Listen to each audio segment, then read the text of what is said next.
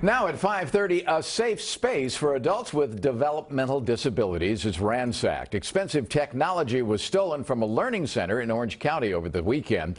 Days later, police are still searching for the thieves. NBC4's Cádiz Klemack shows us right now the biggest challenge in the investigation and how the community is stepping up to help replace the stolen equipment.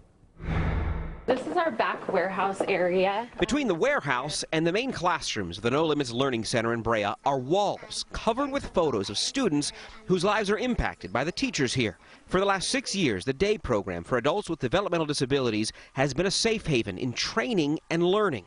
So you can imagine what the thieves must have thought, or not thought, when they broke in on a Saturday night. I couldn't help but think, these people came in, looked at these pictures, and still continued to do what they did. And so it just makes me so sad that people would do something like that. Courtney English is the executive director of No Limits. We profiled her in 2013 when she was just starting the Learning Center. Now she's showing us the damage thieves did and the technology they stole. They took their vehicle in here, backed in, they left oil and tire marks. Laptops, iPads, projectors teachers have been using for daily Zoom classes, all of them gone. The thieves going so far as to take all the Wi-Fi connections and servers for the whole building.